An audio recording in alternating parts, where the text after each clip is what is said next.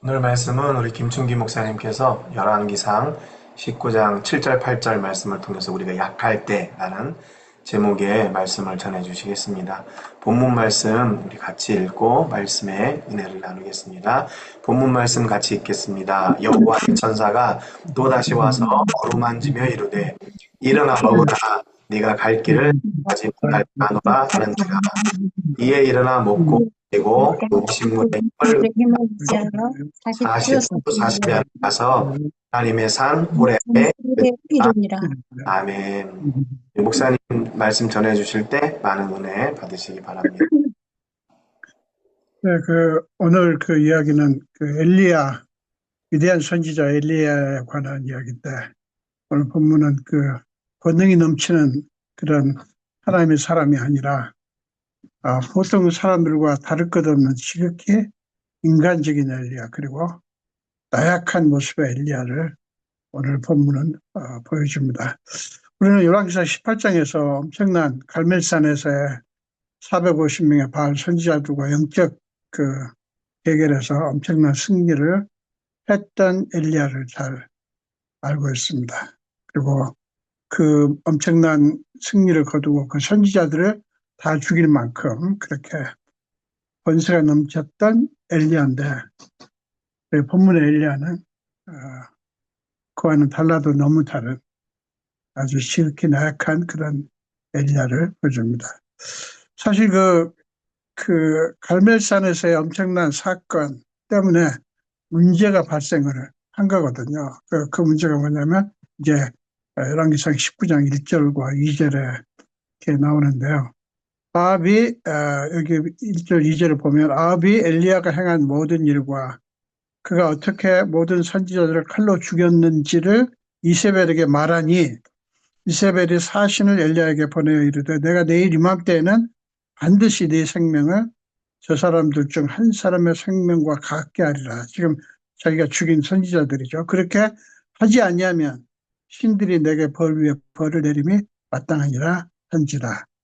이 얘기를 말하자면 아합 왕의 아내 이세벨의 그런 최후 통첩을 들은 거죠. 자, 그 전가를 받자 엘리야가 어떻게 하냐면 3절에 보면, 그가 이 형편을 보고, 지금 이렇게 된 것을 보고 일어나 자기 생명을 위해 도망하여 유다에 속한 부엘세바에 이르러. 이세벨이 위협에 놀래가지고요, 멀리 유다 지방 최남단 부엘세바까지 도망을 한 거예요. 엘리야는 왕후 이세벨의 어떤 사람 됨됨이를 알기 때문에 그의 위협을 그렇게 가볍게 여길 수가 없었죠. 이세벨은 왕후지만 아합 왕보다 훨씬 더 큰 권력을 행사했고요. 백성들에게 바알 신앙을 강요하고 선지자들을 박해할 뿐만 아니라 여러 명 죽이기도 했습니다. 그래서 엘리야는 이세벨의 위협이 닿을 수 없다고 생각하는 부엘세바까지 도망을 한 거예요. 자, 그러고도 불안해가지고요. 여전히 불안하니까 엘리야가 뭐를 하냐면 3절 뒷부분에 보면 자기 사환을 그곳에 머물게 하고, 지금 부엘세바까지 갔는데 사환을 머물게 하고, 어떻게 하냐면 자기 자신은 광야로 들어가 하룻길쯤 가서 한 로뎀나무 아래에 앉아서 자기가 죽기를 원하여 이르되, 여호와여 넉넉하오니, 이런 얘기죠. 이제 됐습니다. 더 바랄 것 없습니다. 그런 얘기죠. 지금 내 생명을 거두시옵소서. 나는 내 조상들보다 낫지 못합니다. 이렇게 견딜 수 없는 불안감 때문에 엘리야는 신세 한탄을 하며 푸념을 늘어놓습니다. 한참을 그러다가 그런 로뎀나무 아래에서 잠이 들죠. 먼 길을 걸어온 데다가 한참을 신세 한탄을 쏟아내며 울부짖다 보니 너무 지쳐가지고요. 자기도 모르게 잠이 든 거예요. 그의 모습이 충분히 우리 눈앞에 그려지지 않습니까? 어떻게 보면 우리 모습과도 뭐 그렇게 크게 다르지 않은 것 같고, 그래서 웃음이 나오기도 합니다. 엄청난 능력으로 그 450명의 바알 선지자들을 벌벌 떨게 했던 그 엄청난 권세는 도대체 어디로 갔을까요? 그런 권세의 모습은 온데간데 없고 엘리야는 어떻게 이 지경이 됐는지 나약하기 짝이 없는 모습의 엘리야를 보면서 씁쓸하기도 하고 저는 위로가 되더라고요. 그렇지. 엘리야 선지자고 뭐고 간에 사람이지 하는 생각이 들면서 위로가 되더라고요. 근데 우리는 이 엘리야를 보면서 권세를 행했던 엘리야도 엘리야고 지금 나약한 이 모습의 엘리야도 분명 엘리야입니다. 둘 다 엘리야인 거예요. 둘 다 엘리야의 정체성을 보여주는 것입니다. 여기서 우리는 중요한 진리를 하나 발견할 수 있는데 그 뭐냐면 엘리야가 그런 엄청난 권세를 발휘할 수 있었던 힘의 원천은 엘리야 자신이 아니라 하나님이셨다는 사실이에요. 그는 하나님이 부어주시는 능력이 아니고서는 아무것도 할 수 없는 연약한 존재였던 거예요. 그거를 지금 어쩌면 엘리야 자신도 느끼지 않았을까 싶어요. 하나님은 우리에게 한 번도 너희가 너희의 힘을 발휘해서 나의 일을 잘 수행하라. 그렇게 말씀하신 적이 없죠. 요한복음 15장 5절 6절을 보면 나는 포도나무요 너희는 가지라. 그가 내 안에 내가 그 안에 가면 사람이 열매를 많이 맺나니 나를 떠나서는 너희가 아무것도 할 수 없습니다. 사람이 내 안에 거하지 아니하면 가지처럼 밖에 버려져 마르나니 사람들이 그것을 모아다가 불에 던져 사르느니라. 예수님은 너희가 내게서 떨어져 있으면 아무것도 할 수 없다라고 말씀을 합니다. 하나님은 우리 인간들이 어떤 존재인가를 너무 잘 아시죠. 시편 103편에 13절부터 16절에 보면 하나님은 이렇게 말씀합니다. 아버지가 자식을 긍휼히 여김같이 여호와께서는 자기를 경외하는 자를 긍휼히 여기시나니 이는 그가 우리의 체질을 아시며 우리가 단지 먼지뿐임을 기억하십니다. 인생은 그날이 풀과 같으며 그 영화가 들의 꽃과 같도다. 그것은 바람이 지나가면 없어지나니 그 있던 자리도 다시 알지 못하거니와. 하나님은 그렇게 인간에 대해서 말씀합니다. 하나님 인간의 자존감을 자존심을 무너뜨리려고 그렇게 말씀하신 게 아니죠. 우리한테 착각하지 말라는 거죠. 우리의 정체성을 바로 알라는 거예요. 사람에 대한 하나님의 관점은 너무나 분명하죠. 사람은 다 죽을 존재다. 풀 같은 존재다. 먼지 같은 존재다. 인간의 영광과 영화라고 해봐야 그게 들의 풀들과 꽃들과 같다. 이 얘기를 지금 하시는 거예요. 착각하지 말라는 거죠. 우리가 누구인지를 바로 알라는 거죠. 그러면서 하나님이 원하시는 건 뭐겠어요? 너희 자신을 의지하지 말고 나를 의지하라. 내가 너희의 힘의 존재 원천이고 너희의 힘의 원천이라는 사실을 강조하는 거예요. 자, 심신이 지친 채 지금 쓰러져 잠든 엘리야는 인간적으로 보면 참 불쌍하고 비참해 보입니다.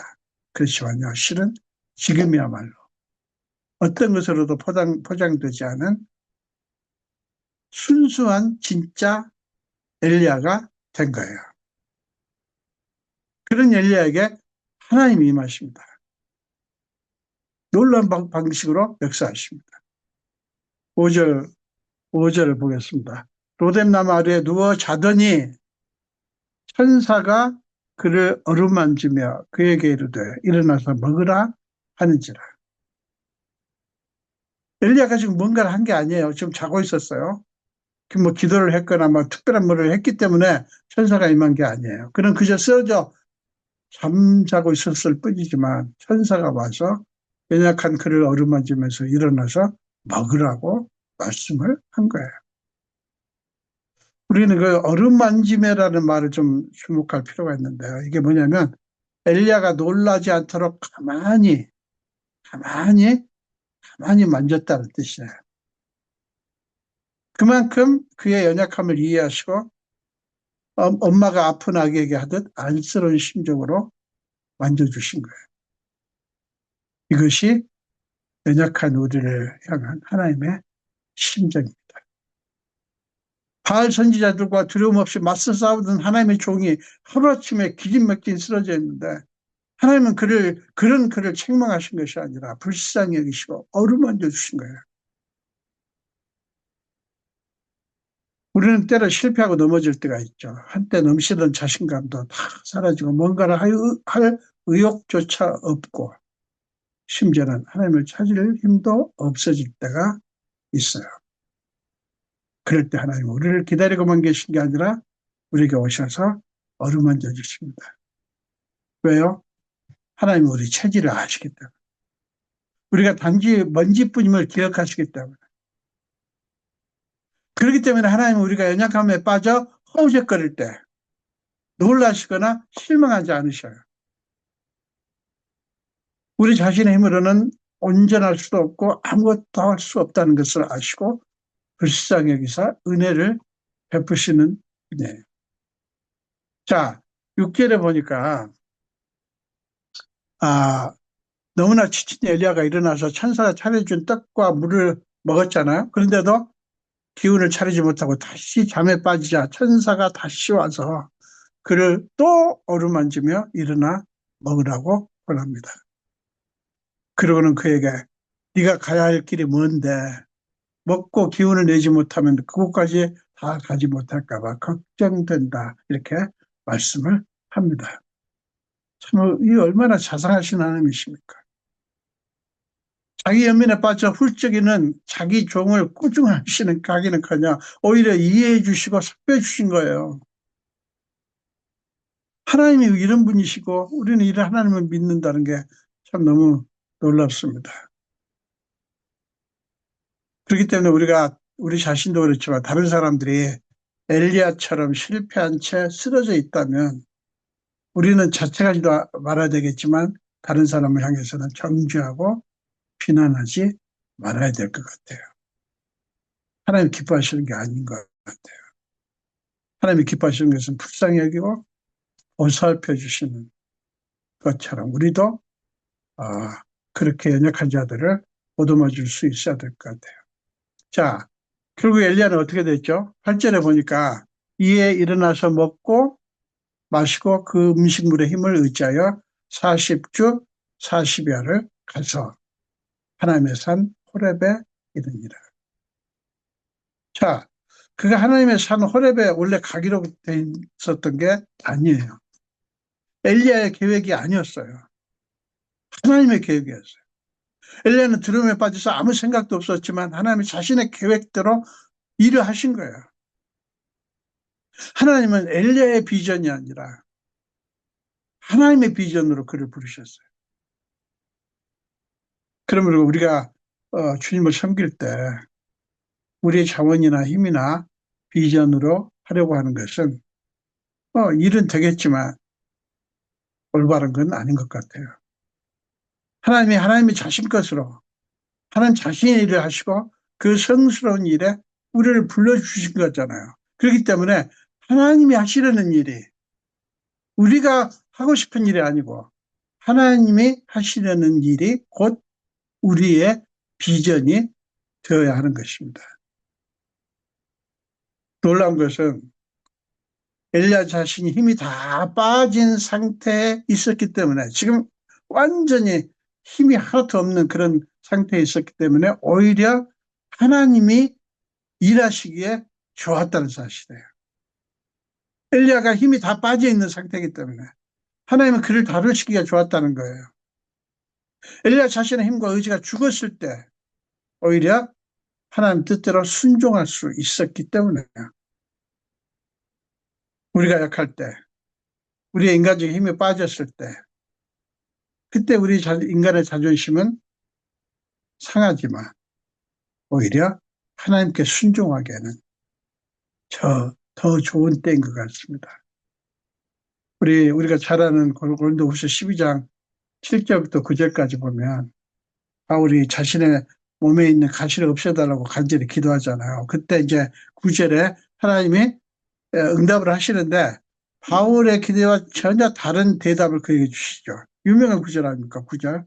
내 은혜가 네게 족하도다. 이 말이 뭡니까? 내 은혜가 너에게 가장 필요한 것이다. 내 은혜가 네게 족하도다. 내 은혜가 네게 가장 필요한 거다. 이는 내 능력이 약한 데서 온전하여 짐이라. 이 말이 뭡니까? 네가 약할 때 내 능력이 진가를 발휘한다. 이 뜻이에요. 하신지라.